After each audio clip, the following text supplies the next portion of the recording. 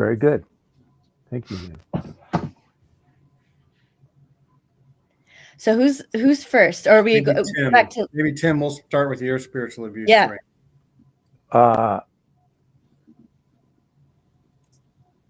wonder how far back I can go.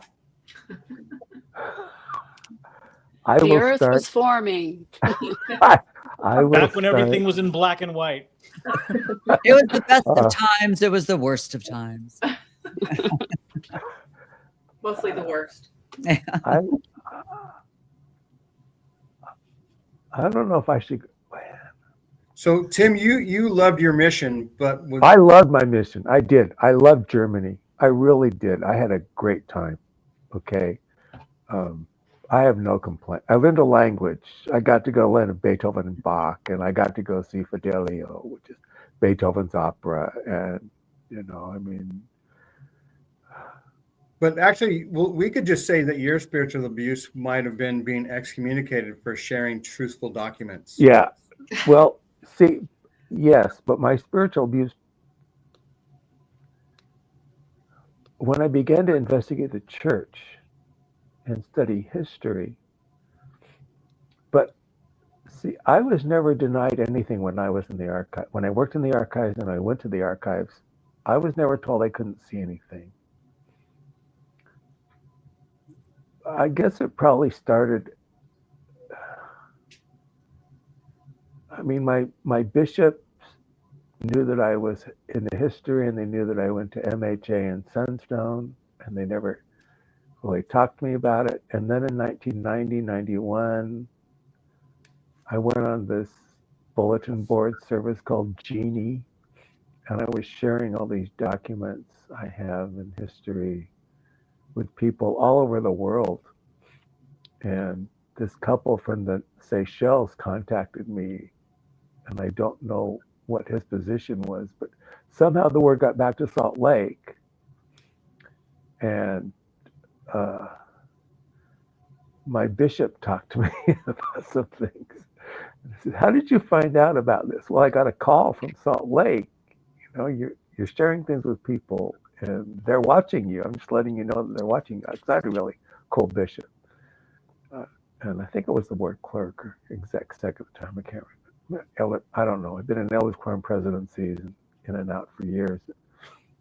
And so they started to track me in 1990. And in about 94 and 95, we had got a new bishop. And he just told me to be careful with what I was saying. And that's when AOL started. And people would ask questions, and I'd tell them the truth. And even in my ward in Hesperia, California, the bishop, when people had tough questions, they'd send them to me, and I would tell them the truth. And then they stopped sending people to me.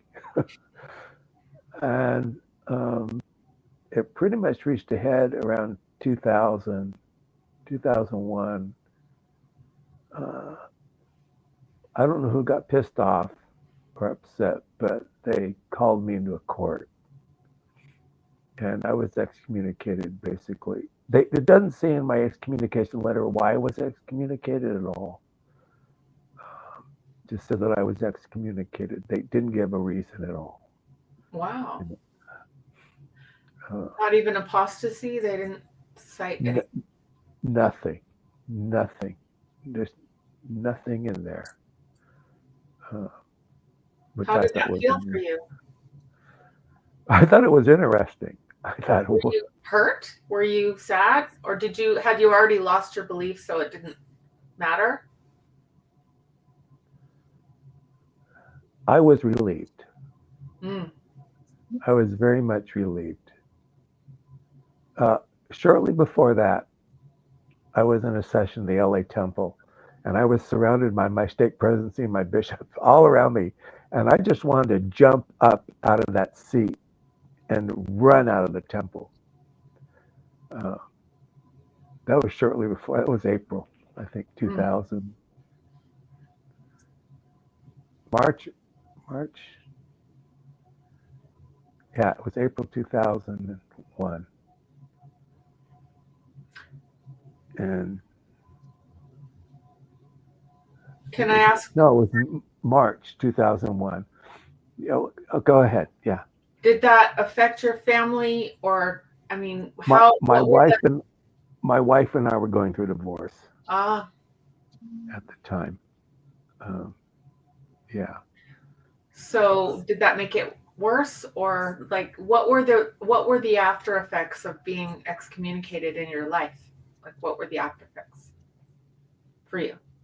Oh, I had to move. I moved in with my parents in San Luis Obispo. Yeah. And this is all because you were talking about things they didn't want you to talk about, basically. Oh, there were some other things going on with my wife, my ex-wife, that was happening. She was saying all kinds of things that weren't very nice. To this day, my daughter won't have anything to do with me because of that. I'm sorry. Oh, Thank you. Yeah. She's been very vindictive. Oh, I didn't turn my light on. There's also generational trauma that comes from abuse, like even just having our parents Yeah. Be in the church, and if people are descended from polygamy. And speaking of polygamy, one thing that spurred this on was Debbie was able to catch a show. I think it was Cults to Consciousness, and there were 8 people, I think, on the show, and they all shared their experiences being in the patriarchal polygamy system, we'll say. Not even just polygamy, it was from all different religions, which was really a fascinating perspective, because every single one of those women who, regardless of what the control mechanism or religion was, there was a common denominator of this abuse pattern that had happened to coerce and control. And I just found that so eye-opening, because you feel isolated if you come from just a secular group like Mormonism.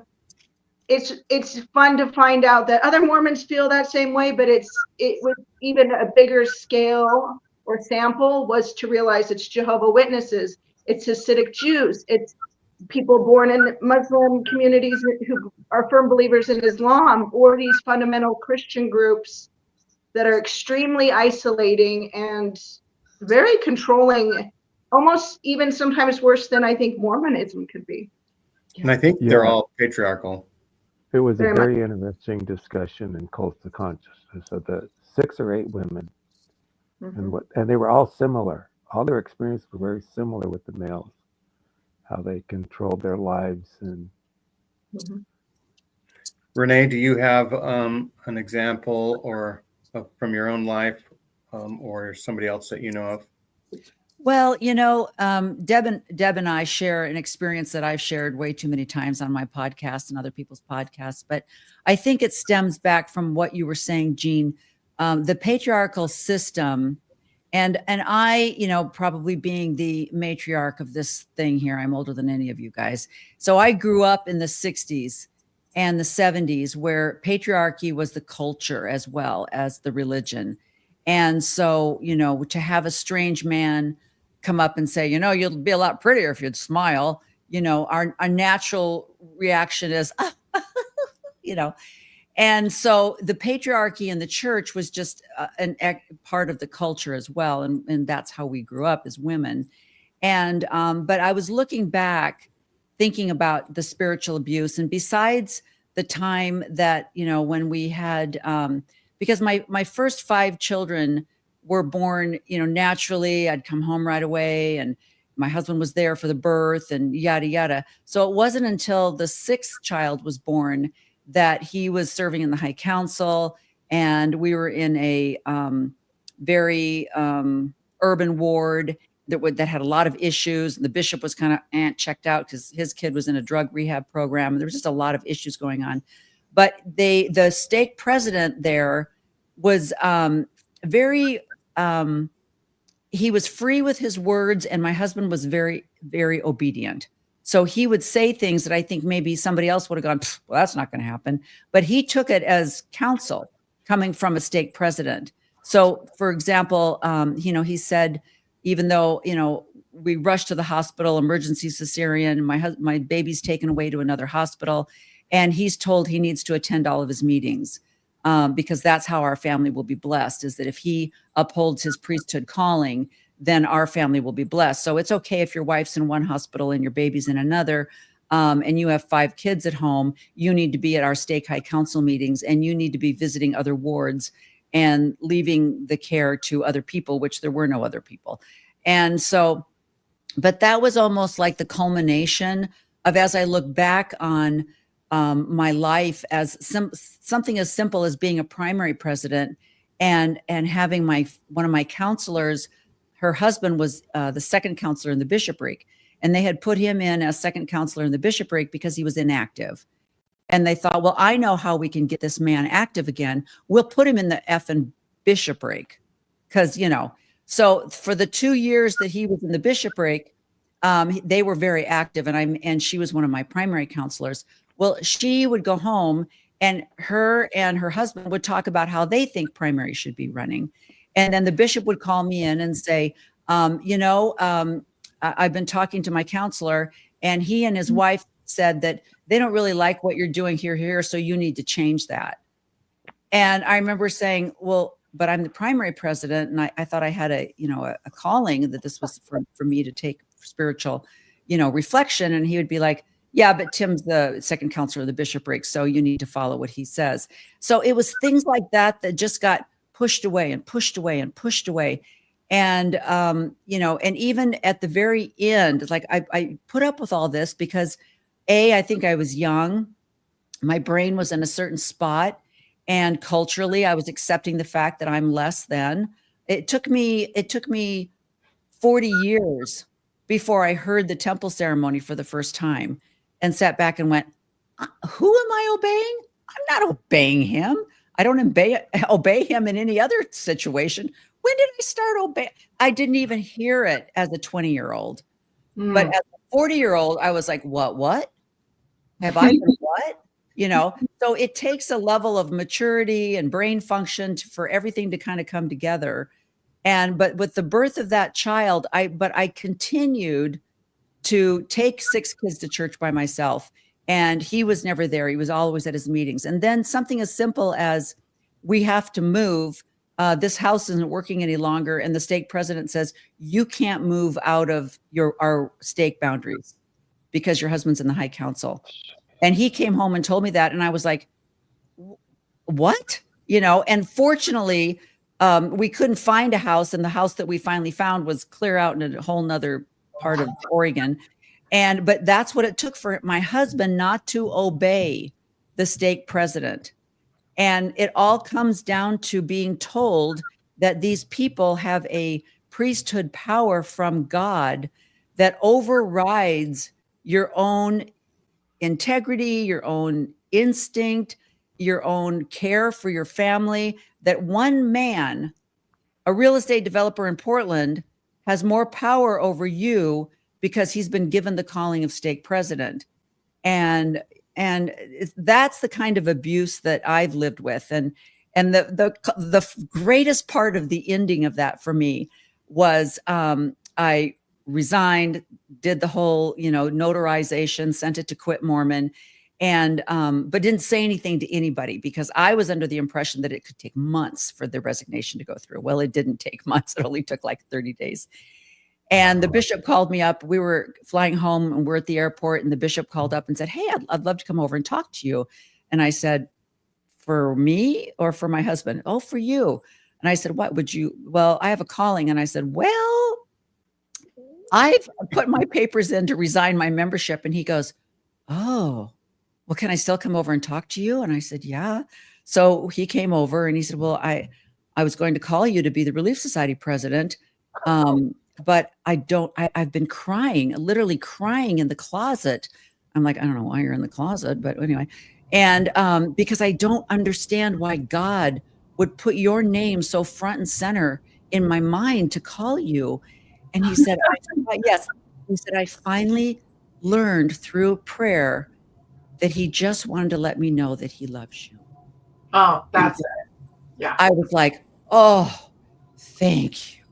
I would have never known that if you, my Lord, had not given me this revelation.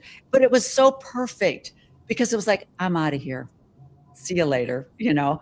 But so really, it's the patriarchal system that is set up. And as you mentioned, Deb, in all of those women, in all of these fundamental religions, it's the power that is given to these men that it goes above and beyond. But that's the extent of my abuse. I've had some great bishops. I'm a little bit of a clueless type person. I just kind of go along to get along, and I'm like, wow, this temple ceremony is so fun. Are we going to play the Ouija board afterwards? That'd be cool. You know? And I There you love go. Halloween, so give me a costume. So I'm like, this is a costume and a spooky thing. This is so cool, you know. So that's kind of how I went about everything until my brain, you know, cemented together, and I was like, wait a minute. And then, of course, like you say, you find out through Rob, I miss you so much. I miss your stuff so much. But it was through that kind of knowledge that you start going, again, wait, what? You know, I did what? Who did what? That, you know, it all falls together. But if you can't, and maybe Deb, you can tell me, I saw that, but I haven't watched it, the Cults to Consciousness. But I feel as though Jehovah Witnesses, Seventh-day Adventist, a lot of these other really fundamental religions, they have that power. They have a man that has the power, but the Mormon church is so complex. There's so many arms to this octopus. It's more than just having a pastor or a bishop, you know, a Catholic priest or something. Can I cut in? And yeah, Megan, yeah. I think it's leading into what you're saying, and I know you were asking Deb if you'll forgive me for cutting in now, because I will have to leave after this. But when I served my mission in Philadelphia, I remember talking to some ward members, and I think I had just missed by maybe like a few months. It had been certainly within the year that I arrived that there had been some highfalutin GAs, maybe even an apostle that had visited the Philadelphia area. And it's struggling there. I mean, it was struggling there in 2008 when I got there. I can only imagine how it is now. Anyway, they were promised that, someday that there could be a temple in Philadelphia, and they were challenged to, I think it was like every ward to bring one new person to the church every month. So each ward should have 12 baptisms, and they were getting like, I mean, since my mission president took over and the baptism quality level, there were much stricter standards than the previous mission president. They weren't getting very many, maybe one or two a whole year. But anyway, they like really got the people like super hyped up. And so when I had gotten it, months after this, I was talking to these ward members, and, they were talking about how they felt and how much they tried, and they tried implementing all these programs. And there was initially a lot of zeal and a lot of fire to really put faith in the promises of this GA to really put themselves out there, try to bring people to the church and have a temple in Philadelphia someday. And I remember them, this one man in particular saying, like, just sadly commenting on how hard it's been and how they're basically failing, and they weren't able to get anywhere close to what they were challenged to get. And that he's like, I don't know, like, I'm sure it'll happen, but it'll probably be 10 years, maybe. Like, I think that's the best that I can hope for. And it was only a few months after that, like the next general conference, the Philadelphia Temple was announced. And it wasn't until years and years later that I realized, like, that's really why all those authorities were there. They were buying that property. They were getting that. It was already in the works, but they held that knowledge, kept it away from members, and instead used what they knew was going to happen as like a carrot to dangle in front of the members to really like drive them towards missionary work. And they really tried, and they were really sad, genuinely, that they weren't able to live up to, or the goals that they had set. And they had, yeah, like I said, it was really sad when this guy was saying, like, it'll probably, I hope in 10 years it'll happen. So of course they were excited. it still took it almost took that long for it to actually be finished. I did go back for the open house, but yeah, it's not just necessarily like the from bishop or who's directly over you in your wards or missions or whatever, but really from the top leadership down. They know stuff, and they set it up. purposely They set it up. So they could come back and say, look, your Good faith, job. what your work and your faith did set it up to be a miracle, when in reality it was planned all along. And it was it's a setup. It's a scheme. That's amazing. So we still haven't heard from Megan and Rob, and we haven't gotten a story from Deb. I'm going to jump off, but I'll be Bye, listening. Maven. So yeah, thanks guys. Thanks, Megan. Take care. So Megan, you want to do your thing, or you want to bow to Rob first? Oh, I haven't had any spiritual abuse. Just kidding. No. Turn the rest of the time over. Right. I'll let Rob go. I want to Okay. hear what you have to say. Okay, I don't have a specific event, but by the way, that podcast by Cults to Consciousness, 8 Women, 8 Cults, is fantastic. And I really do feel that the women's stories are probably where we're going to see more abuse and marginalization.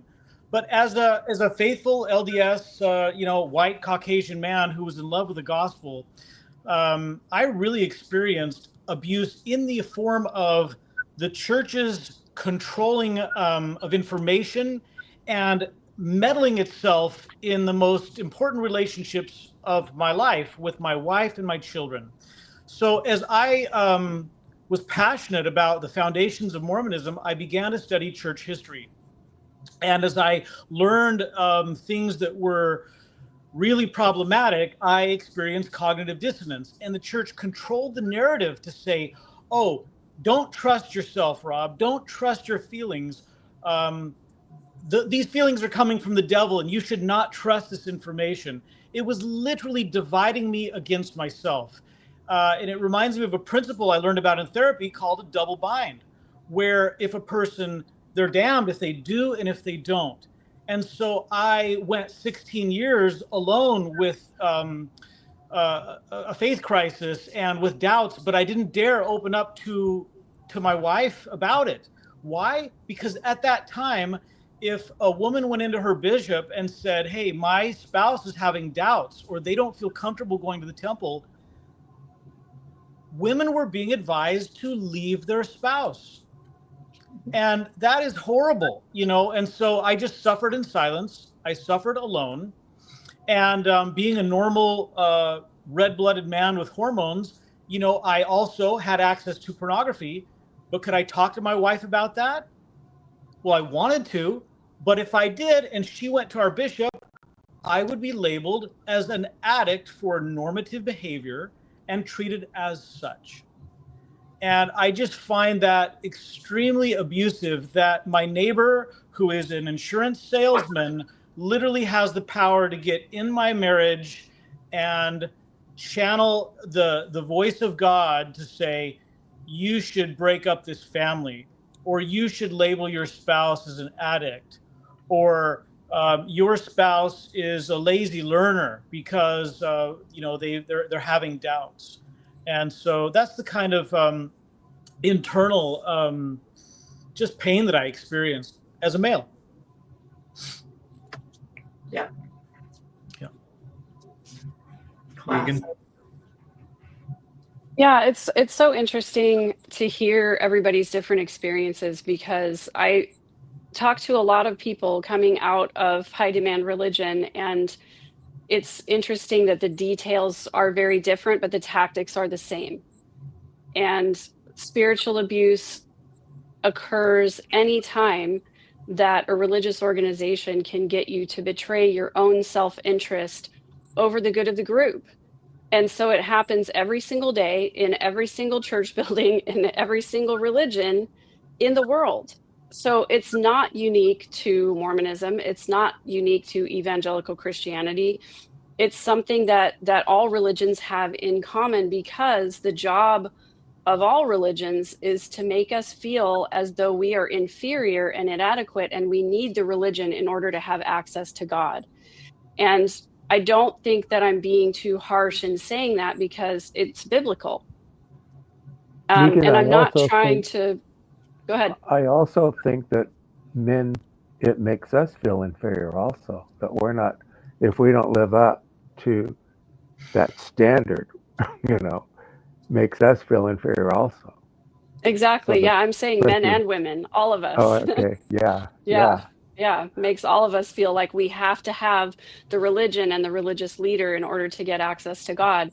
And I'm not saying that all religions are bad or harmful, but what I'm saying is there's the potential for abuse to exist in every religion because of that power differential and because of the idea that we need a religion or a religious leader to stand in between, you know, in order for us to have access for God. We need a religious text to tell us how to behave or to tell us what actions we have to do in order to be acceptable to God. And one of the first times that I realized how harmful all of these teachings were was actually when I was a really young mom. I wasn't yet even 30 years old. And one of the general authorities mentioned that we, especially we as women, should be out there sharing the faith with everybody that we possibly could, and that we should get on the internet and we should start blogging and texting and telling everybody all about our faith. And I was so excited about this because I love to write, and my sister and I decided to start a blog, and it was called God is the Only Perfect Parent. So you may experience some foreshadowing to know what may have gone wrong there. It was because, you know, we grew up in a coercive, controlling family, and we could not look to our parents as an example for healthy parenting. And I did not want to raise my children the way that I was raised. I wanted to have a relationship with them instead of having them just fear me and behave out of obligation. And so I started writing that blog thinking, okay, I didn't have a healthy example of parents, so I'm going to look to the scriptures and find my healthy parenting there. And I very quickly, I think I wrote maybe 2 or 3 blogs before I had to completely stop, because I started looking through the Bible for how does God treat his children, and realized that he treats his children pretty terribly in lots of situations. And so I started to experience that cognitive dissonance really early on, because I thought, if I can't look to God as an example of a healthy parent, then where is my guide? And I started thinking, maybe there's something wrong with me. Maybe the abuse that I endured in my family of origin was meant to be. Maybe that really is the way that God wants people to treat his children. And it got me to a point where I gaslit myself into believing that that was what everybody was supposed to do, and that's what God really wanted for his children. So I started off by saying that spiritual abuse is anytime you can get a person to act against their own self-interest in favor of the group. It's also in convincing people that the harmful things that they experience are normal or good or right because they're being perpetrated on them by someone who is a spiritual leader or advisor.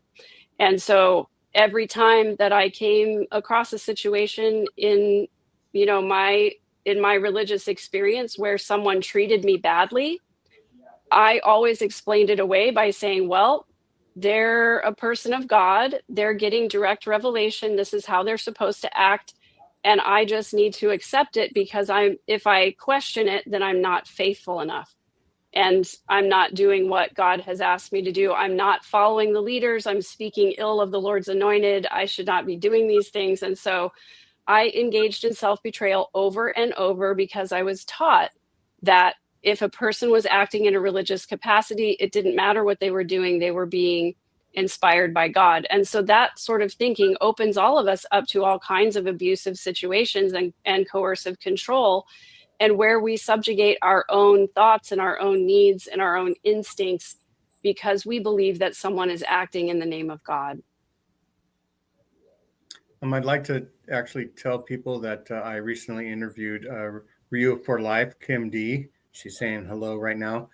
And her story is just packed full of spiritual abuse. And so check out Latter Daily Digest and look for this past week. We played her show. and it was terrible. One thing that I thought about that was a little bit of a spiritual abuse situation for me was my dad was a perennial priest. He liked to smoke and drink more than he liked to repent or go to church. But he was a priest, but you know, that put me and my brothers as like ward projects, maybe, where now I'm knowing that the bishopric might be talking about, you know, poor Judson boys. And I always had to look to other leaders in the church as father figures because my dad, you know, wasn't enough. And so that was, you know, a generational trauma thing right there. Yeah. My dad wasn't active. So yeah, I looked to church leaders as role models also. Yeah. Jean, do you, looking back on that, if you would not have had that, would you have looked at your dad in that way? Would you have thought, oh, you're not as good a dad as you should be, if you didn't have other men telling you that he wasn't up to par? That's a very difficult question. My dad had a lot of redeeming qualities, but you know, because he smoked and because he drank, you know, he was bad. My grandma, my mom's mom would really like lay it in without saying it to him. She would just go, that person was smoking. And even though my dad might have been holding a cigarette or something at the time, you know. And so yeah, it's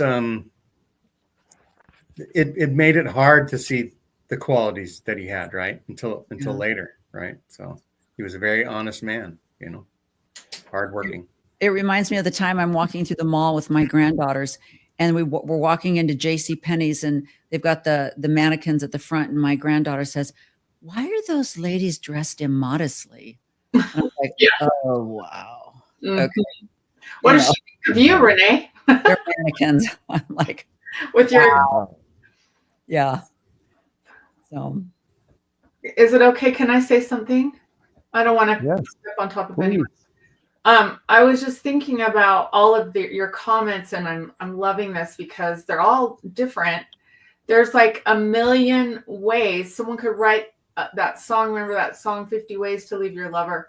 There could be 50 ways to commit spiritual abuse or more in the church. And it continues on and on. It's the shaming if you're not a mother having children or enough children, or if you practice, you know, if you have a job outside the home. There is this idea that if you're suffering something really awful, like if your child dies or something bad happens to you, and you're wondering why, they tell you that you chose this in the pre-existence, that you actually chose this, and that's why you need to just put up with it and shut up and keep the faith, because you're here to prove yourself through what you chose in the pre-existence. Another one, if you don't pay your tithing, you don't get to the celestial kingdom. That's extortion. They find ways to guilt us to give them money. That's They right. say God asked them to do it. It's not us. It's God. And the same thing with the blacks in the priesthood. Oh, it's not us. We're not racist. This is God. This is God's law. And we don't know why. We don't know why he's asked us to not allow them to have the priesthood. We just do what God tells us to do. And, you know, just always throwing God under the bus, you know, for their toxic teachings. It's not them. Another thing is, like someone was just talking, about Jean, your father, who had word of wisdom problems, you know. So what I heard people saying, in fact, my next door neighbor said this in a church, in a Relief Society class one time, that those people who smoke and drink coffee, they're weak. They're weak-minded. They don't have enough, like that's for the weakest of the saints to ask for that, right? And so we look down on them because they're weak. And I thought to myself, you know, my parents were converts. So my grandparents smoked and drank. And I loved them. They drank coffee, they smoked, they drank alcohol. And because my parents were converts, they loved them anyway. You know, those were their parents. So they weren't vilified in my home, but I heard other people talk trash on those people. And I thought to myself, is that the way God thinks of us? Does he see? It was always under the guise of, this is God. This is, so they use our faith in God and our belief in a higher power to manipulate and control us into thinking, because they're the mouthpiece, right? They're the mouthpiece for God. So it's not us. We can't, if we pray and we get a different answer than they get, what do we have to do? We Adjust our Obey thinking. them. right, Pray again. Obey them.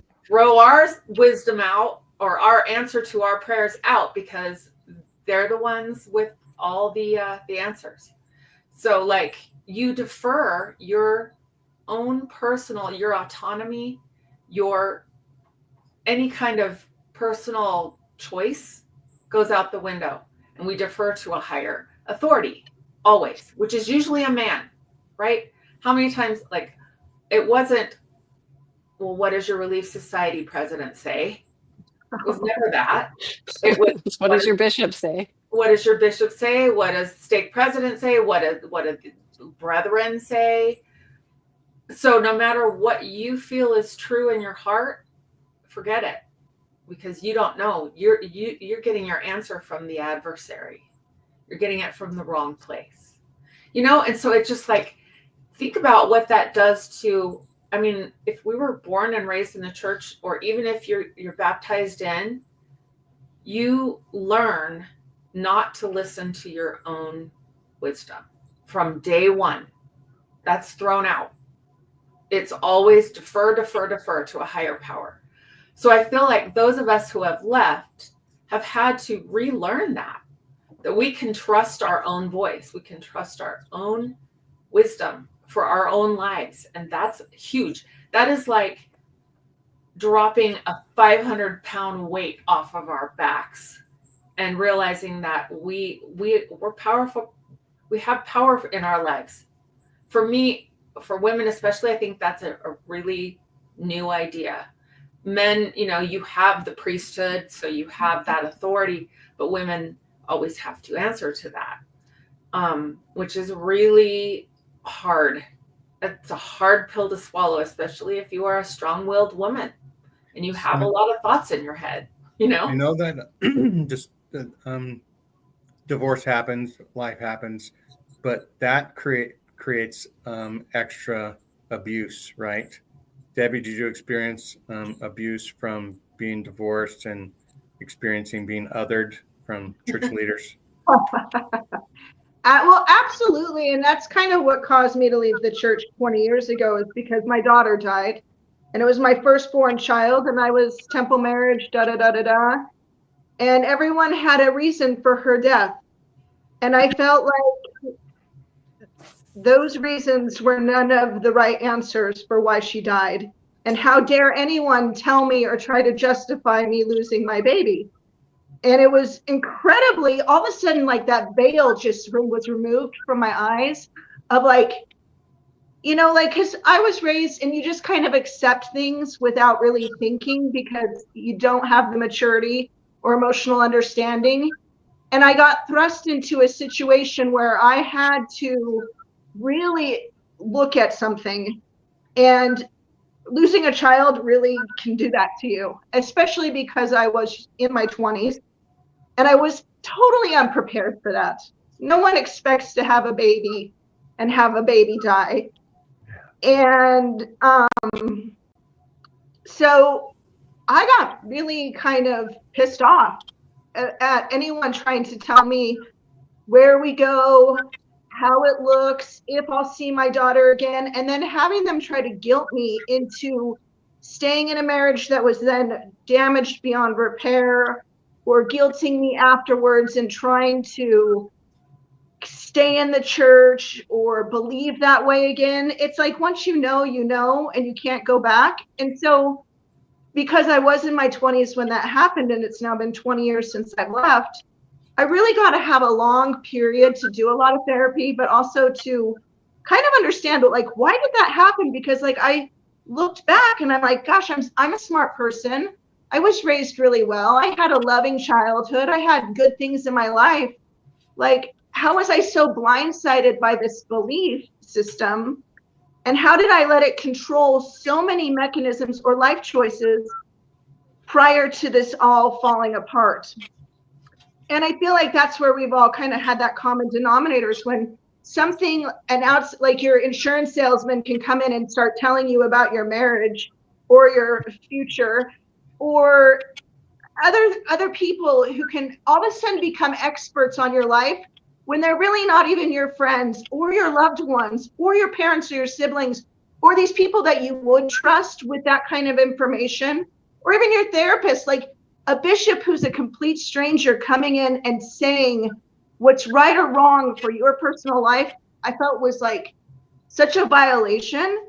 And I feel like that's why I kind of did this huge deep dive into, you know, like the bite method of like control and how it's prevalent in all of these groups, and why, yes, religion or personal belief can be beautiful, but it can, in some regards, be very damaging because it is controlling.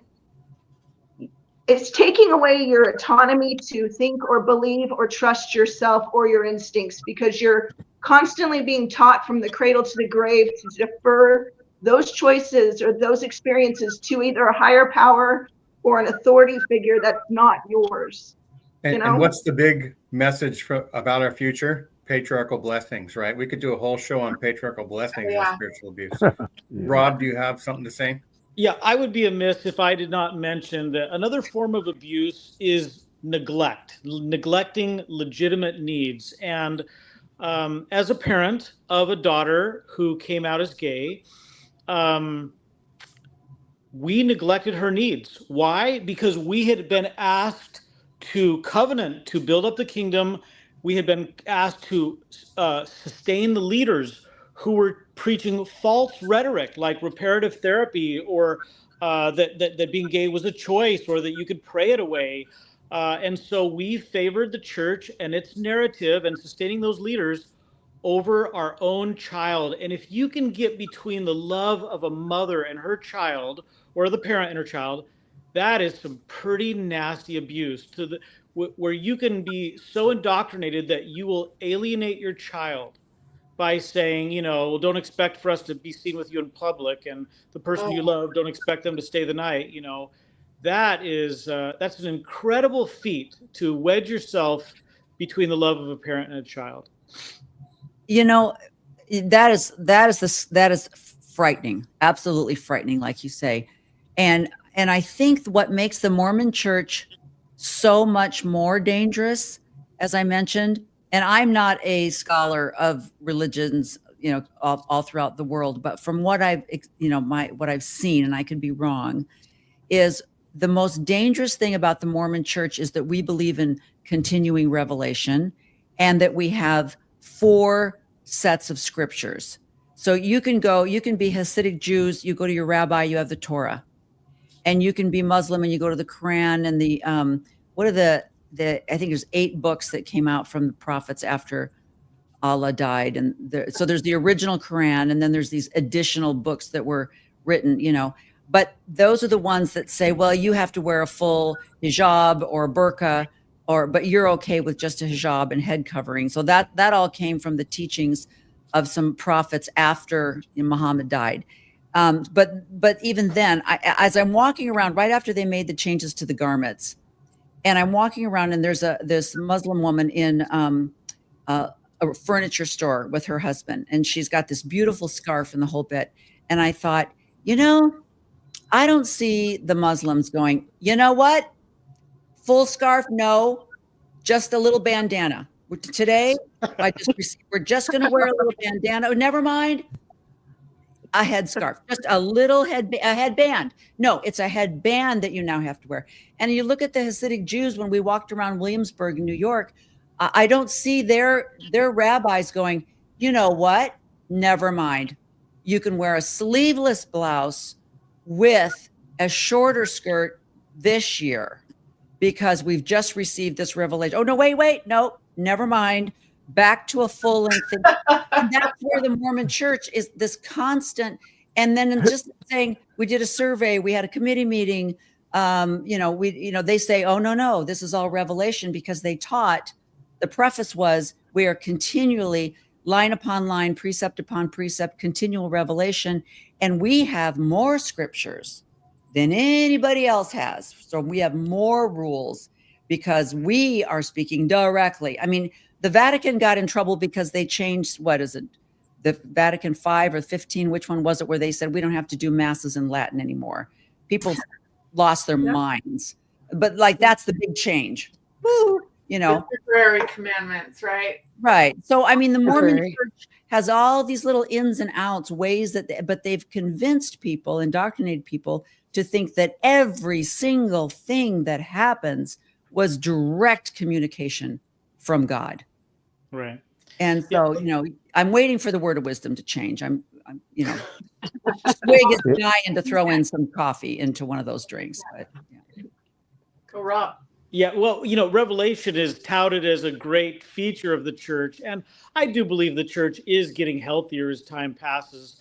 But the danger of modern revelation or continuing revelation is that the prophet could literally say, "Hey, impoverished parents, before you feed your children, pay tithing," and people would do it. They would choose the church. They are over doing it. hungry children. That has happened in Africa, in war-torn, whatever it was, Rwanda. No, even if you can't afford food, you pay your tithing. Even if you can't buy your children shoes, you pay your tithing because you will be blessed. Right? Yeah, the Jesus horrific. I've studied would not be. That is horrific. It's just unbelievable. The thing that boggles my mind about that is that the church is so wealthy that it could give support to all of its starving and impoverished members. And even if they, they didn't want to necessarily tell people how much money they have, which they obviously don't, they wouldn't have to. But if they would just take care of their own members, that would be such a huge step in the right direction. It goes back to what you were saying, Rob, about neglect is abuse. And I think one of the biggest ways that we get abused in the church is the emotional neglect, where in support of Deb's story, you're not allowed to grieve a dead child or a dead family member. You're supposed to just have faith in the plan of salvation and be happy that they're in a better place. It's not okay to grieve. It's not okay to be angry. It's not okay to tell the truth if that truth is harmful to the church's narrative, or if it's disparaging to one of the church leaders, even if it's true. And then Lila, what you were talking about earlier, when you said that, we chose these experiences, I think probably the thing that was the most harmful abuse story for me to get over was experiencing SA as a child from the ages of 7 to 11 and being led to believe that I literally chose that experience to make me a stronger person. There was something God wanted me to learn there. And then reading The Miracle of Forgiveness that was written by a prophet, where I was basically made to feel like that was my fault. Right. And that also that sin meant that what stuck in my mind was this visual image that I should have bloodied my knuckles knocking on the door or fighting tooth and nail to get myself out of that situation as a 7-year-old child, rather than allow my virtue to be taken from me. Oh yeah, there's that. All of those harmful narratives led me to further be abused and to believe that abuse was my fault and to believe that I was the one who needed to repent. Wasn't it? And it took me. Sorry, keep going. Yeah. No, you're right. It was Elder Scott's talk was part of that, when considering the situation, one might consider one's own role in bringing the abuse about and what you might have done that was wrong. And so then I was assaulted as a 17-year-old freshman in college, the narrative that I told myself was, I put myself in a bad situation. I shouldn't have done that. It was my fault. I need to repent. So I never reported it. The person never got held accountable. And how do you heal from that going forward? So what the church taught me made me put myself in situations over and over to be abused and manipulated and controlled because of what the church taught me. And that's the biggest tragedy, I think, is because I believed I was abused, because I believed I had all of this emotional harm and CPTSD. And it took me 10 years of really hard work and intensive therapy to come through that and be able to be a person that can walk around on this planet, not unalive myself, and have healthy relationships. And it's not because of the church, it's in spite of it, unfortunately. You know, what I learned from the church is that, you know, my personal integrity was worth less than my personal virtue. And that I was basically a worthless, chewed up piece of gum, a licked cupcake. And, you know, I had lost everything that was valuable and beautiful about myself, but I chose it because that's what God wanted for me. That was your trial. And I think it goes into other things too, like when you hear, because I remember saying this, well, I'm so glad I pay my tithing because of the fabulous humanitarian things that the church does, not knowing what, this was years ago, not even knowing what they do. But I remember just recently with the LA fires, you know, they came out and they said, for example, 1,500 cases of bottled water are being delivered to areas most impacted by the wildfire. 1,500? I have 1,500 in my back bedroom. Yeah. I mean, you've got Yeah. like, say, $1 billion church, and they also 30 members of the church had to evacuate. And from, you know, emergency supplies are being provided to those in need through the local bishop storehouses. Well, who is that serving? Who is that serving? The community? Everybody in the Palisades? No. And then, you know, approximately 1,000 Latter-day Saints have been evacuated. 1,000 compared to the disaster in LA and the money that the church has. But they publish this, and because of the indoctrination, people go, oh, yeah, that's where my tithing dollars go. That my church is serving the Lord through my donations that I give. 1,500 cases of water. And they wanted 20 people to come and take the Christmas lights down from the yeah. temple. And people you just know. do it because, you know, and it's the amazing thing that you get that emotional feeling of oh, look what I did. I did my home teaching. I went to the temple. And because you get that emotional feeling of being obedient, therefore it's true. And so, like you say, Megan, I did what I was told, I'm a good person. Because that's how I told this is how, because it's all emotional. That the indoctrination is scary to watch once you've stepped back and you can look out and go, whoa.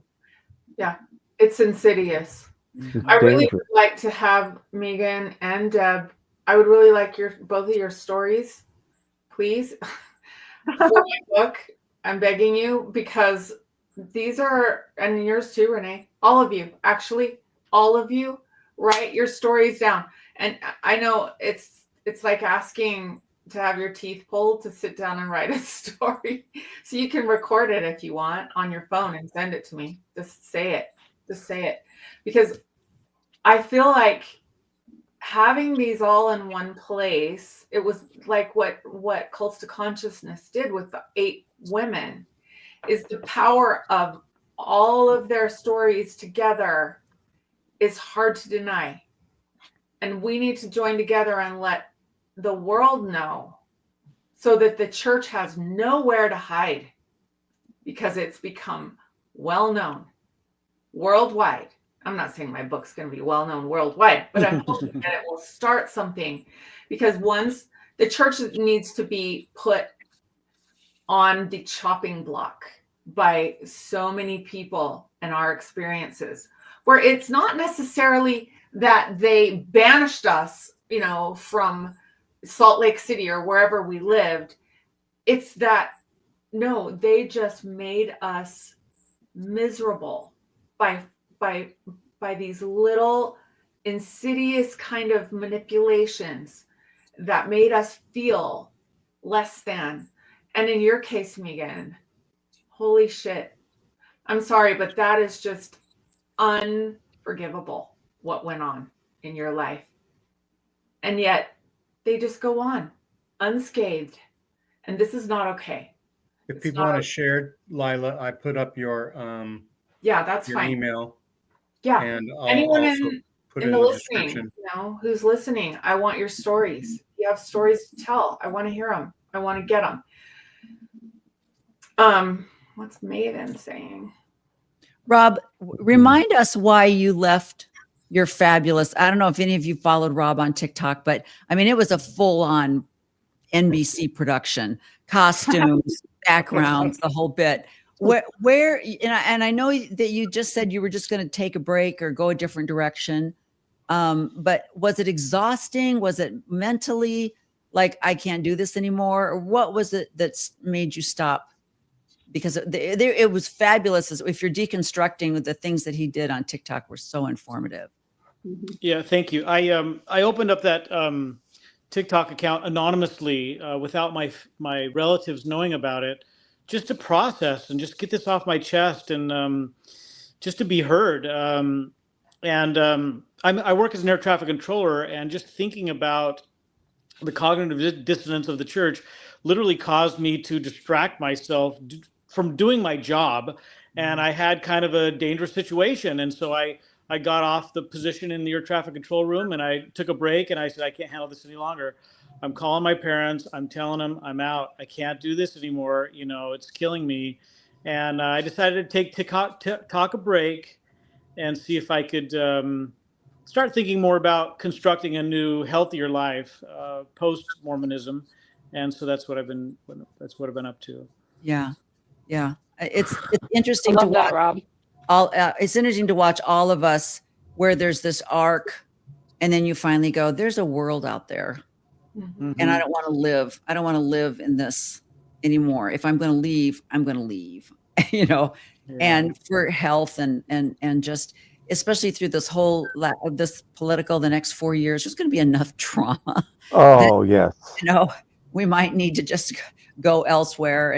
And Lila, I got a story for you to tell you about. We had dinner with a young man that used to help us as a caregiver from Mexico City. Wow. He's got some stuff to say about what's happening in his life. I would hear it. So, I mean, there's a lot of really, really good stories already. And I want more and more and more, as many as I can get. These are like, it's just mind boggling what we didn't see, what we just couldn't see. And when you get on the other side, and I want to shake my kids that are still in the church. I really do. Well, see, that's why I was so conflicted, because I knew both sides. I knew the real world and I knew the church world, Yeah. And yeah. I was Lila, I remember hearing, so sorry, Tim, I was interrupting you. It's okay. It's okay. Finish. Okay.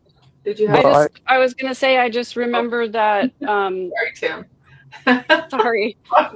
Okay. There's a delay on my sound, I think. I'm so sorry. I'm sorry, Megan. Hold that thought. Yeah. I'm not trying to Tim, be go ahead. here, but Tim, See, I grew up in LA, and I would go to my friend's Jewish temple, my friend's Baptist church, and right next to the chapel where the temple is a Catholic church. I go to mass with my friends, and then I go to Sunday school, So I was exposed to all these different religions growing up. Yeah. And I knew that there was more, And I mean, I guess I'm unusual because I knew about polygamy. My grandparents were products of polygamy. And I knew about Joseph Smith's polygamy from the age of 8, 9, or 10. And all these things that you guys didn't know is surprising to me. That I've always been curious about things, And my father used to get upset at me because for asking. He says, "Why are you asking that question?" Because I want to know, Dad. I want to know why. It's like with the black and the priesthood. I kept on asking people why. What? That's not good enough for me. I need a better answer. And when I was at BYU, and I was blessed with Mike Quinn as a teacher. Okay, and I went into Mike's office one day and I asked him, and I says, "I really want to be a church historian." And he says, "No, you don't." Yeah. I says, what do you mean, Mike? He says, "They don't tell the truth." He says, "I'm telling the truth, and look what they're doing to me." I'm so sorry. Yeah. So torn. I was torn. My father was a good man. He wasn't active growing up. When I went on my mission, all of a sudden he became active again. But and I was torn between my mother and my father. And I was trying to please my mom by going to church. My dad he was a pilot and an engineer. We go flying together, And I was torn between those two worlds. And like I said, when I was finally excommunicated, it was like a big relief. It was like, God, I can tell the truth. I can be honest for once in a while, Yeah. I mean, I was struggling. Your guy's shelf broke. My whole life was like an unraveling when I find something out. When I go to the archives and I'd read something and I want to find something out and I do research and I start pulling on a thread and another thread and you read another diary, and I run into Grant Palmer at U of U once in a while. We talk, and Dave Whitaker and what about all this stuff? You have all these well, wait a minute, the priesthood restoration had happened until what? It wasn't written down till when? 1838? Wait a minute, what's going on here? Yeah. That's a lot to hold when you're trying to stay in. Yeah, and it was tearing me apart. It was really tearing me apart. Because I would tell people these things, and I go, there's something wrong here. I mean, why are there 4 different versions of First Vision? Why did they change the endowment? Why did they do? I was always asking all these questions. Because it's not true. Well, that's true, but I wanted it to be. I wanted it to be true so bad. Yeah. So bad, and when I found out it wasn't, when I went to a bishop's meeting one time because my bishop couldn't go, and they were talking numbers and funds, and I'm going, wait a minute, what's going on here? I used to count the people who were in the war. I used to take attendance in sacrament meeting when I was ward clerk. And all of a sudden you realize it's all about the money and that we weren't getting the money we needed. And then all of a sudden the church, I was out before they made the members clean the buildings, but I wouldn't do that. From what I understand, it was Romney who went to the first presidency and said, you guys can save money by firing all the janitors, And I thought, what in the world? I mean, this church has trillions of dollars. Mitt Romney, not Marion G. Not Mitt Romney, yeah. And that was revelation, wasn't it? Oh yeah. But they're making these people clean the not just the chapels, but the temple also. Yeah. They still hire janitors to clean the church office buildings, so I will tell you that. I've seen the job posting, $18 an hour. But you have to have a temple record.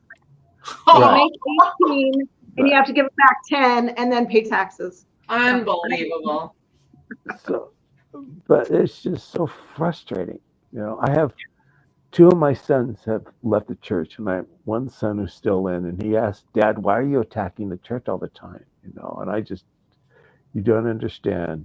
When I see you, we'll talk about it. What were you going to say, Megan? I just was going to say, I heard about you writing this book some time ago, I guess, and I apologize, I forgot about it, but I'm so glad that you're doing it because I think the world understands physical abuse and the world understands sexual abuse, right? But we're still, as a population, learning about all these other types of abuse. We're still learning that emotional abuse is real. We're still learning that emotional neglect is abuse. We're still learning about financial abuse and spiritual abuse and coercive control. We're still trying to understand and wrap our brains around the fact that just because we didn't have bruises doesn't mean that we weren't hurt. And to everyone's points and everyone's comments, all of us have betrayal trauma. And that is a real condition that it takes time to get over. It takes time to heal from. And so it's no wonder. And we also have the layer of trauma of not being believed by our abuser, who is the church, and the additional layer of people that we know and love defending our abuser. Yeah. And that's another layer. And so we all have all of these layers of trauma to work through because we were lied to, we were deceived, we were led to believe things that were not true, and we had the truth withheld from us. And those are all things that manipulators do. It's all coercive control. And I've been talking a lot more lately about the idea that the church operates in society as a narcissist. Yep. And if you think about the Yes. extent of narcissistic abuse and all of the tactics that those personality styles use against their victims, it's everything that they're doing to us and to the current members as well. Exactly. All the When same. So I I'm was just grateful that you're doing this because I think it's so necessary. when I was at BYU, I realized that it was like an abusive parent. I used to talk to people about how the church was that they were tyrants and that they were abusive like a parent. Mhm. And Yep. I see it back then in the 80s. And then, they say, well, when you leave, why can't you leave the church alone? You leave the church, but you can't leave it alone.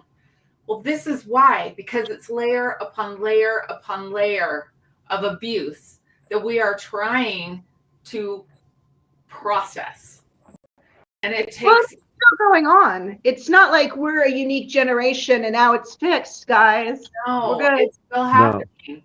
It's happening every day. I mean, people are trying to get away from it. They're saying, I don't want to talk about Mormonism anymore. Bill Reel, Renee. Well, I didn't want to talk about it. It wasn't until Bill Reel and RFM started to do their show Wednesday nights I got back into it because I didn't want anything to do with it anymore. Yeah, I because was there's so much to done say. with it. I mean, I didn't want. Right. I just wanted to put it away in a box and bury it somewhere. Yeah. Yeah. Yeah. And Because people it's too saying that we emotional. can't. It's too hard on me, even right now with this fucking election and what happened, and that we're going into fascism as a country. And if you don't believe me, that's fine.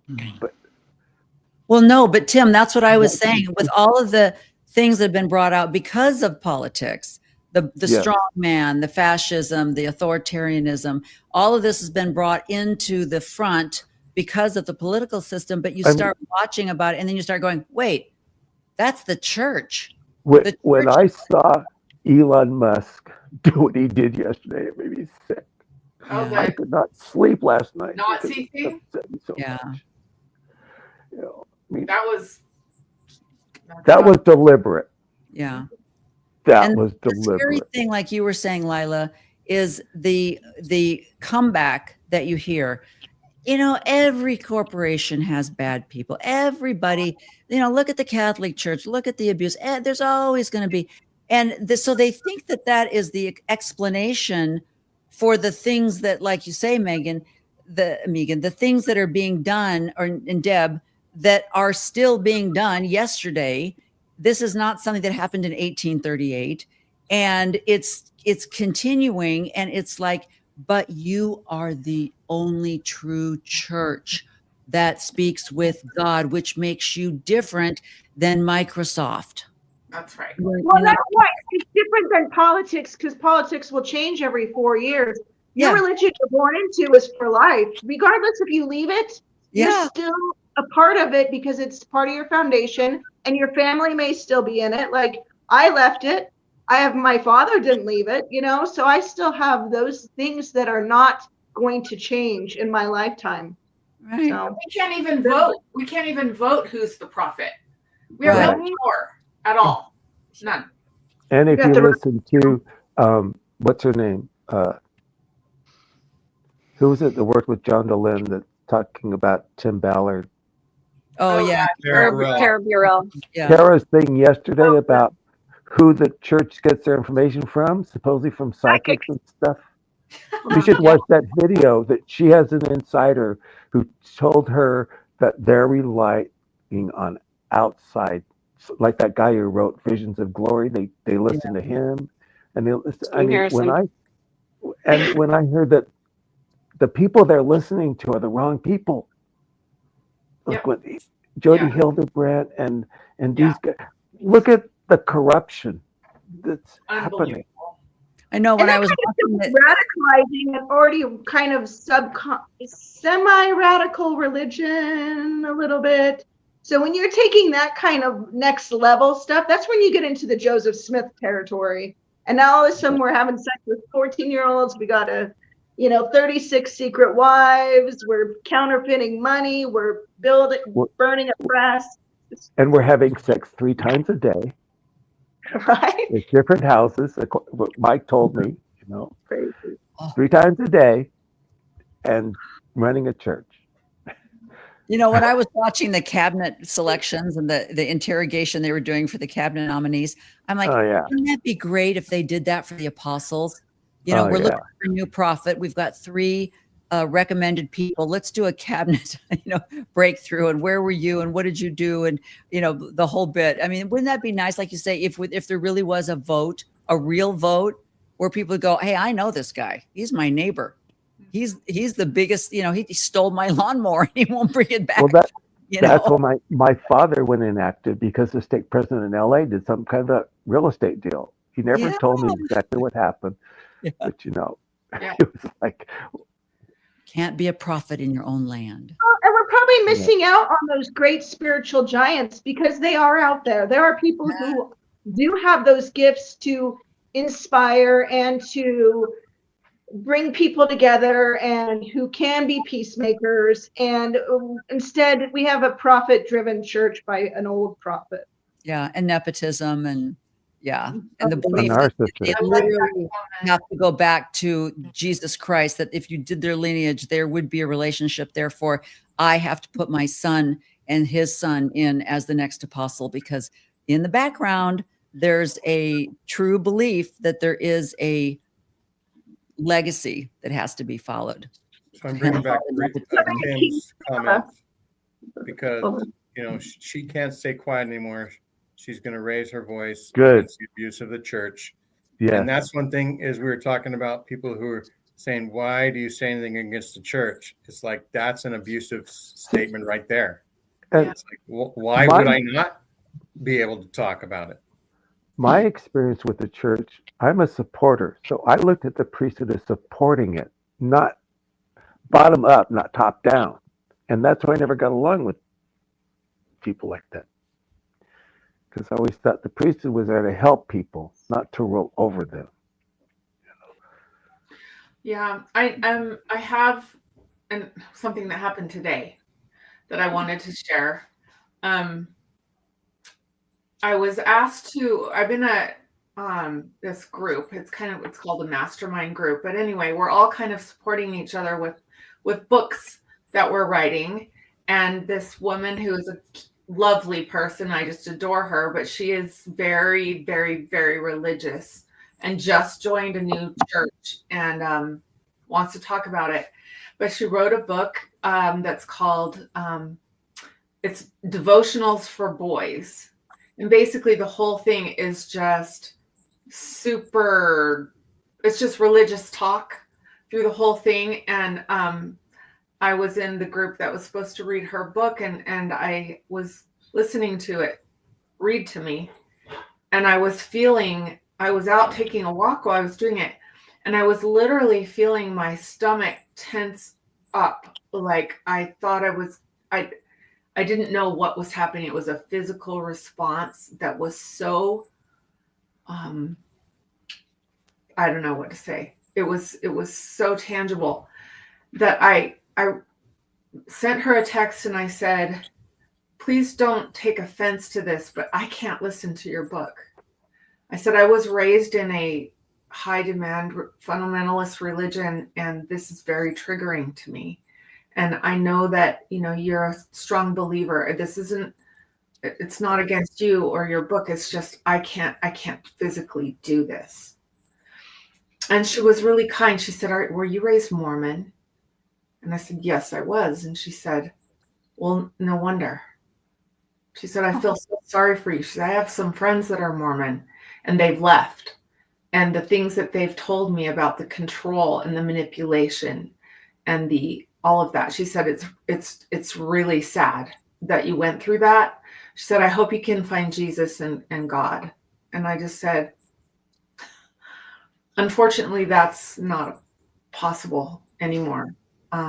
It's not, like, I've had to deconstruct all of it in order to survive this. For me, I know other people are able to do that, but for me, it was like the entire house of cards had to come down. And then maybe, at some point, if somebody wants to build something up, I get that. Because I think that people who have some faith in some higher power sometimes it makes them feel better about things, I guess. For me, it was such a relief to take it all down. It was such a relief. And to not have to worry about that. How does that work? How could there be a God who claims to love us, and yet he's allowing innocent babies to die of disease? And we're praying and fasting for these people, but he doesn't do anything. But yet he allows pedophiles and serial killers to walk the planet unchecked. They go on and don't get caught. And more people die before they're ever caught. No intervention. What kind of a God? For me to try to make sense of all of that, the problem of evil, the problem of suffering, is just too much. And I know probably I speak for most of you here. I don't know. Maybe some of you have a belief in a God or Jesus, but that's something that it's really hard to explain to my believing kids. And I just don't even go there. In fact, we just don't talk about religion. And so even to your closest, most beloved people, you can't share these things because it's so triggering to them to hear you talk like that. And they should be inquisitive. They should ask you, why do you feel that way, right? Right. And, you would and think honor they your want to feelings. know. But they don't want to know. They don't want to know They don't. because it's dangerous. We're dangerous to them. Yeah, we're like a disease. So I mean, this is why we have to speak up, because I can't, I just can't tiptoe around this. It's so big and it's so evil. Yeah, Lila, I champion and I cheer for what you're doing. I think it's the right method, and I commit to writing a story myself. The story I write will not be about me being abused, but it will be about me as an indoctrinated parent participating in the abuse. I shamefully, literally taught my children what President Kimball taught, which is better dead clean than alive unclean. Years later, when members of my family experienced assault, I literally saw them in so much anguish that they were self-harming themselves. Yeah. And this church is not in the business of looking through its curriculum and its programs and finding out, are we hurting our members? Is there something that we could change? They do not act until enough members rise up and complain. And the fact that harmful, abusive teaching is still on the church's website, it's still on their books, and they won't renounce it. I don't think they're going to do it until enough voices stand up and say, this is wrong, fix it, take that crap off your damn website, My first wife tried to kill herself 4 or 5 times during her marriage because of the church. because she worked and she felt guilty about it. Oh, I'm And sticking around. Yeah. It ruined our marriage. It's part of the thing that ruined our marriage. The church was so damaging to us, to all of us. Yeah. But, and I was always afraid I'd come home and find her dead Oh sometimes. my gosh, yeah. It's horrible. And I I couldn't, think I just sometimes couldn't, yeah. maybe you think I'm a coward, but I couldn't,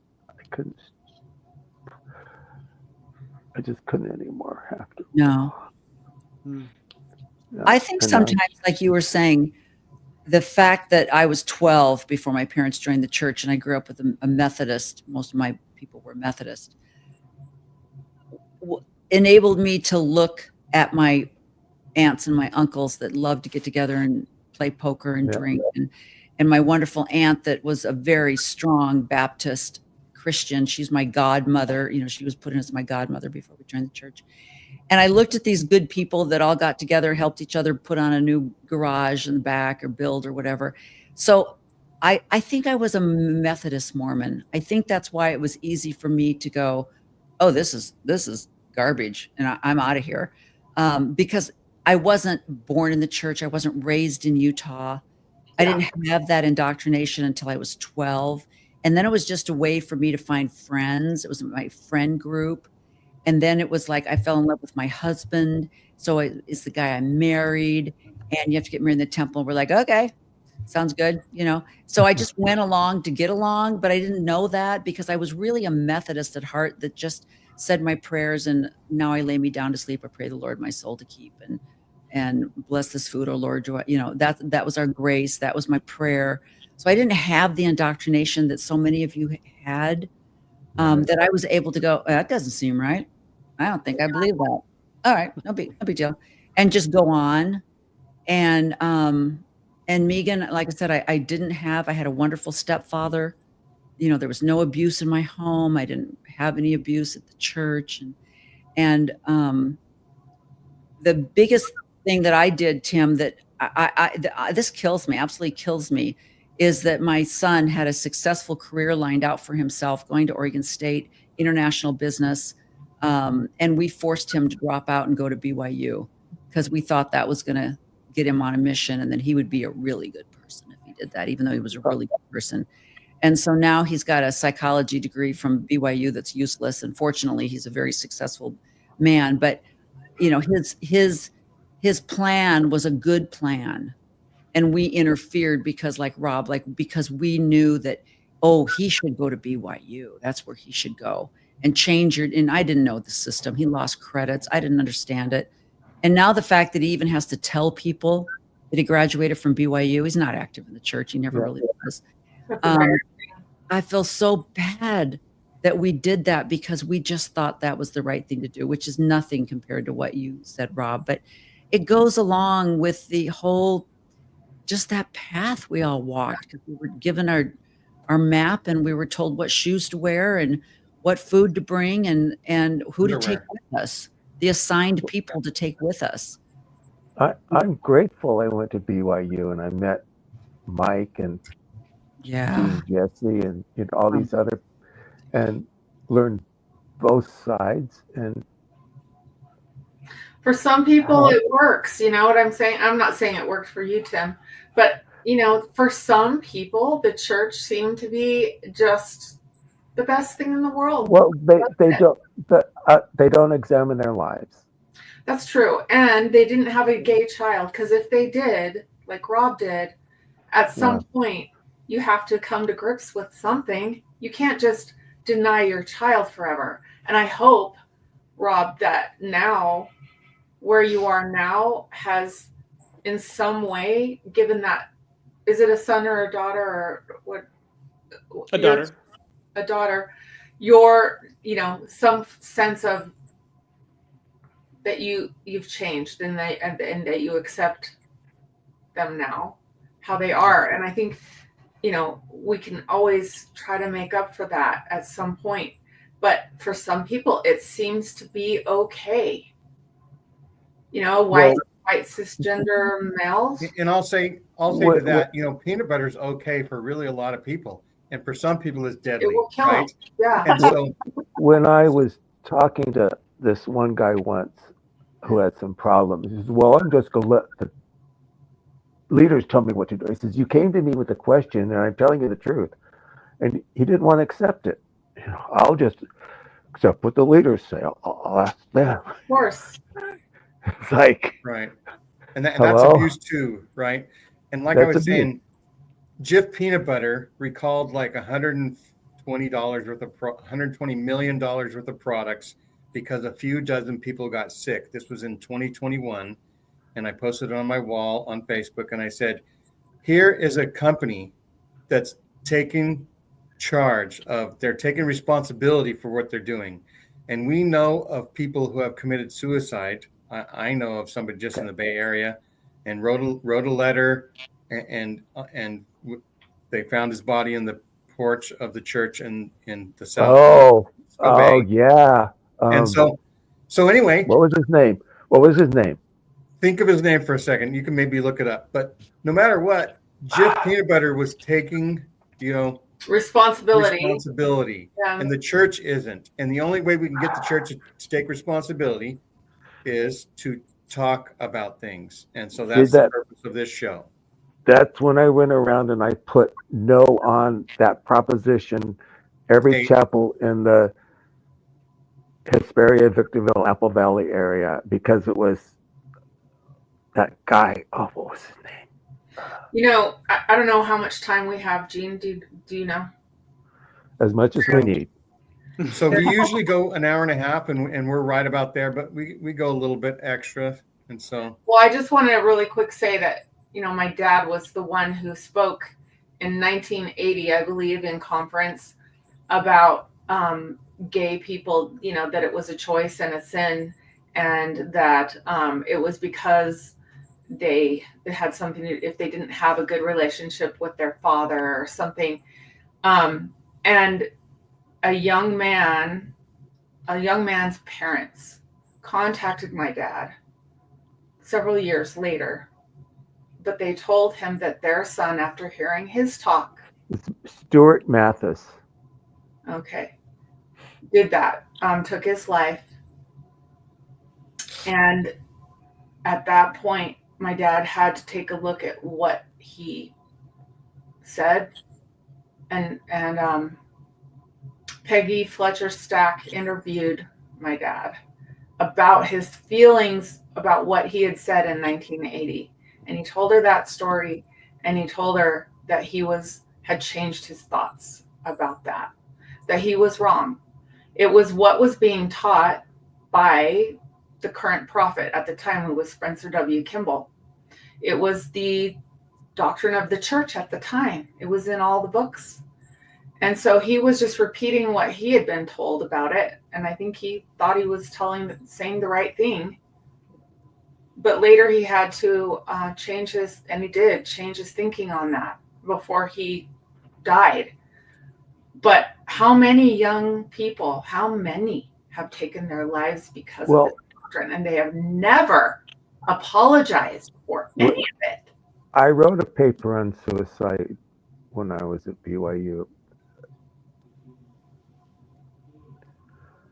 about suicide, and about how it's linked to bad teachings. I'll have to find a copy and send it to you guys. One of the things I found was a lot of them occurred around conference time. There were clusters. Surprising. I was always so depressed after conference. I was always a wreck. And I didn't know then. But That's some not even were from the gay bad students. teachings. It's just from boredom. It's around conference. See, it was the Dark first humor, time. Jane, dark humor. Mark. But what prompted me was when Debbie tried it the first time.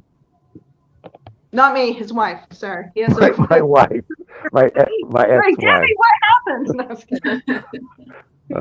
Yeah, I wrote it for Mike Quinn's social history class. I'll have to find it and send you a copy. Yeah, if you can find that, Tim, I can add it to the description later. And Well, it's people can look for it in the description post show. it's not online anywhere. I've got it somewhere. I have to find it. Oh, I see. Rob, do you have something to say? I want to offer a unique opinion.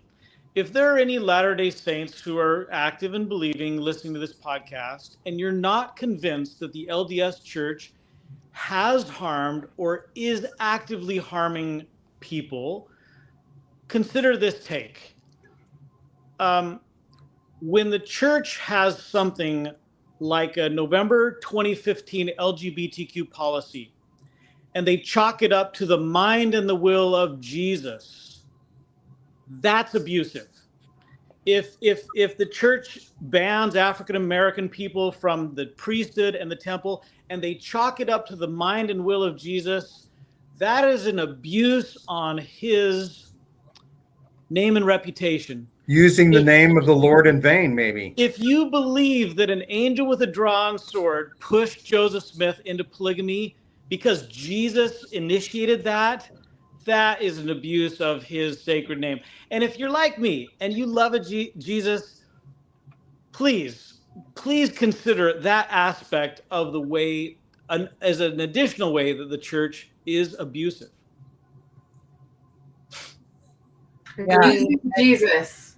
And to go Amen. along with that, when I listened to Sister Bednar give her talk about trials and her faith and what got her through the fact that her husband was called to be an apostle after he was, president of BYU Idaho, and how she, couldn't barely get out of bed with her third child or whatever. And obviously motherhood was hard for her.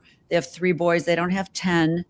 They don't have 9. They had 3, and that was overwhelming for her without help from and assistance from her husband.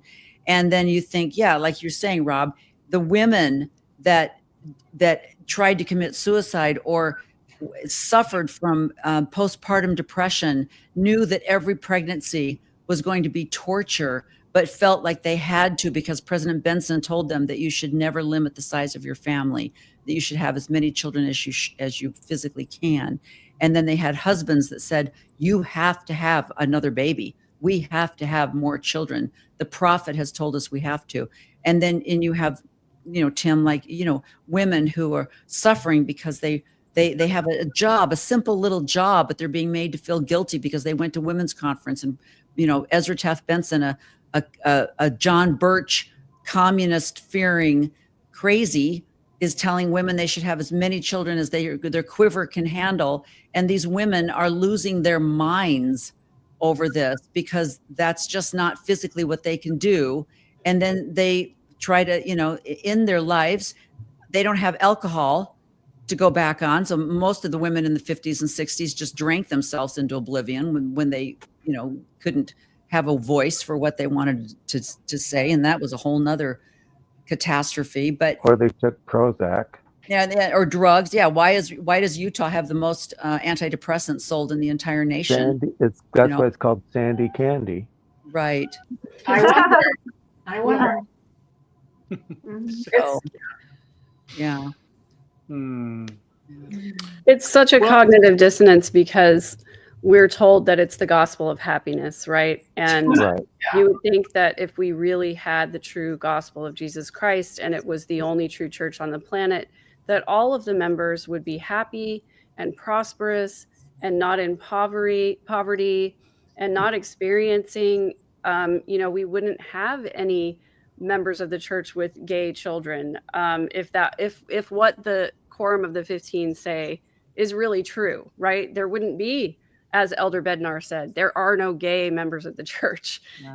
All of this harmful stuff. It's like, if we really did have the truth and we really did have a prophet that could see around corners, then conversion therapy never would have been a thing. The November 15 policy never would have come out. Yeah. We never would have had an incorrect endowment service in the first place. It would have just been perfect the first time it came out. It's just the idea is so ridiculous and ludicrous that these men in their literal ivory tower, they're so disconnected from the membership of the church. They have no idea what the lives of their actual members are like. And their policies and their teaching manuals are written by attorneys. So it's just, Surveys. They have to take surveys. To yeah, they have to survey. God can't tell them what the members think. They have to give a survey. You know, it's like, well, why doesn't God just tell you what the members want and need? You know, it's just ridiculous. And it makes me feel like an idiot all over again. Like when I left the church and my partner's uncle said to me, you know, Megan, I always thought that you were a really intelligent human being. How could you have fallen for such a big bunch of bullshit?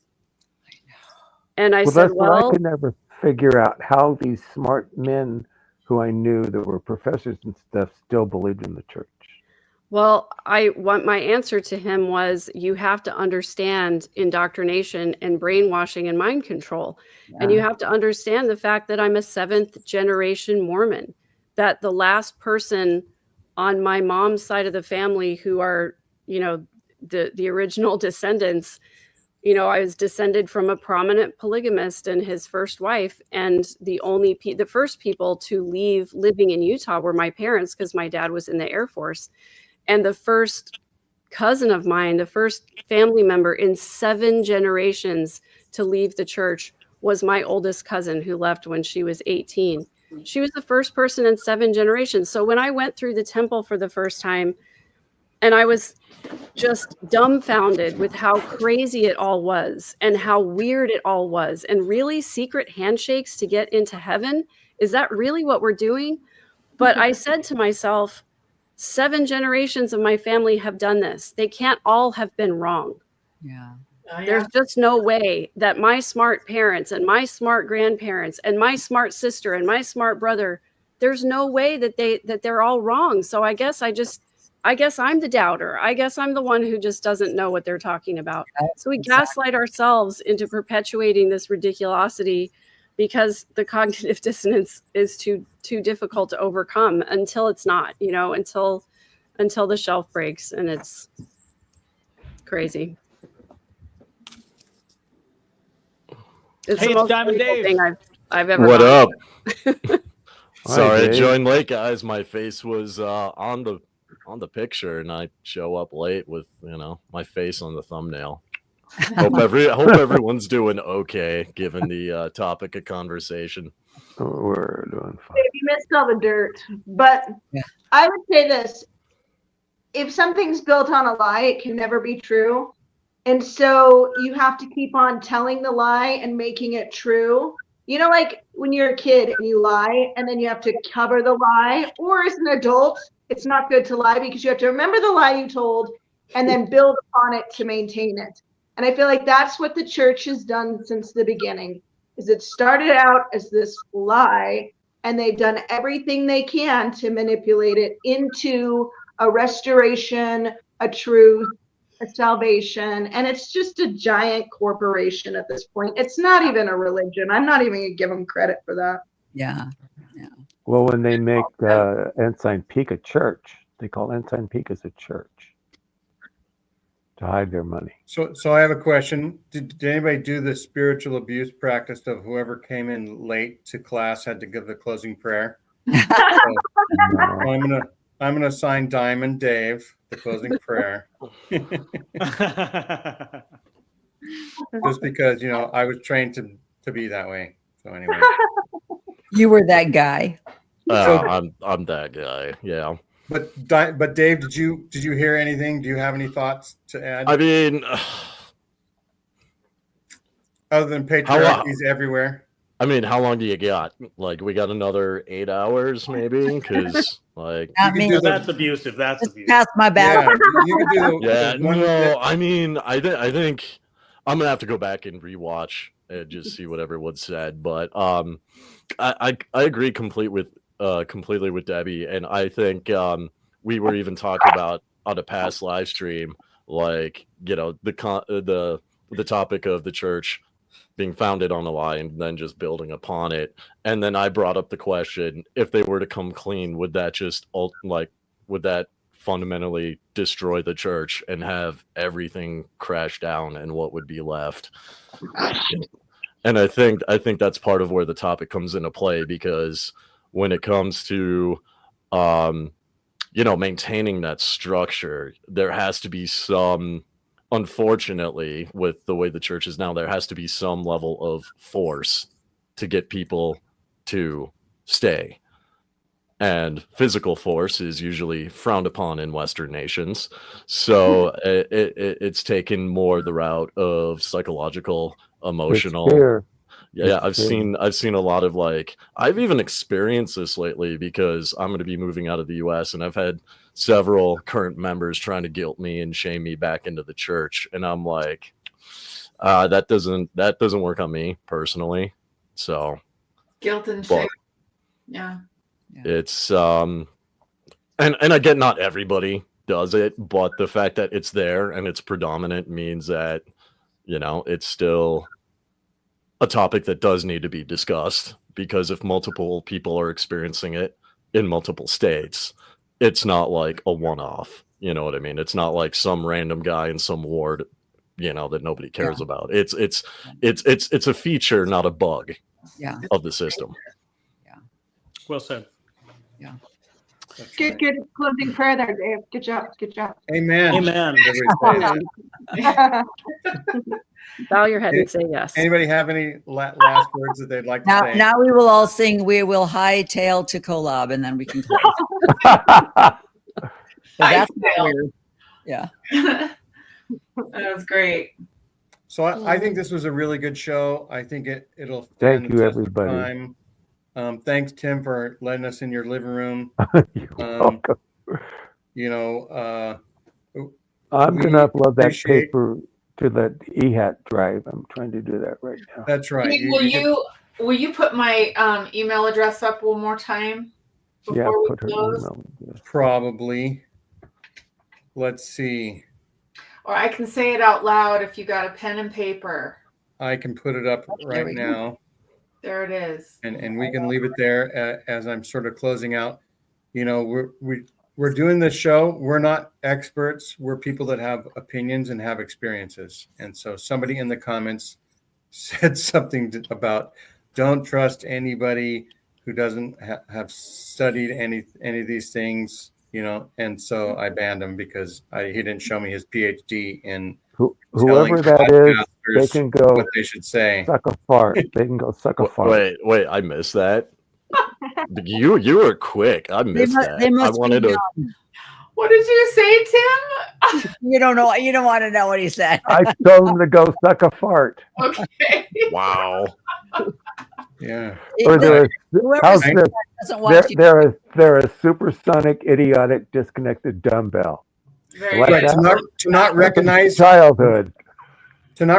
we are people that have experienced spiritual abuse, and we're just expressing it. That's all. You don't need a That's right. degree to be a victim of abuse. So No, you do I not. think we all qualify, and so- everyone, Educated evil people out there. everyone listening out there. I know one that's a cardiac surgeon, actually, but yeah. You can all send me your stories. So thanks to everybody. I just friended you, Lila, on Facebook.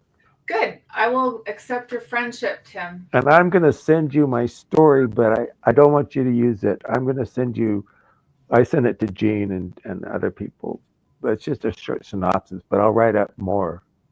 Oh, you don't want me to use the one that you send me first? Yeah, this is my background. Okay. Yeah. And just to let everybody know, as I say goodbye and in the live stream, we will probably still chat for another half hour, and you won't get to hear that. But just know that it was just as good as the last almost 2 hours. Thanks everybody for watching.